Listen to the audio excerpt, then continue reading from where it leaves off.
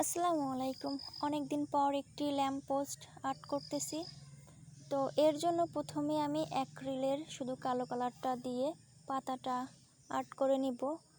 আর এটা আমি একটা কালার পেপারের উপর আর্ট করতেছি। এরপর কলম দিয়ে ছোট ছোট কয়েকটা পাতা দিয়ে দেব। এইখানে আমি কলম দিয়ে সব আর্টটা করেছি। এরপর উপর দিক দিয়ে কয়েকটা এভাবে পাতা এঁকে নেব। আমি এটা কলম দিয়ে এঁকে নিয়েছি। আর এই পাতাগুলো পুরোটাই কলম দিয়ে আর্ট করে নিব। এখানে শুধু অ্যাক্রিলিকের কালো কালারটা দিয়ে কয়েকটা পাতা দিয়ে দিছি। এরপর ল্যাম্প পোস্টটা আর্ট করে নিব।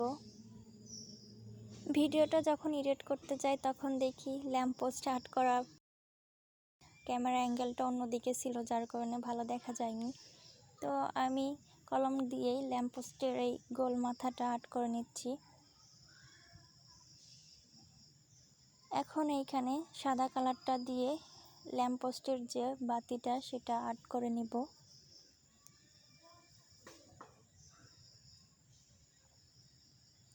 এরপর এই ল্যাম্প পোস্টের উপরে কয়েকটা পাখি দিয়ে দেব। 4-5টা এখানে পাখি আর্ট করে দিব।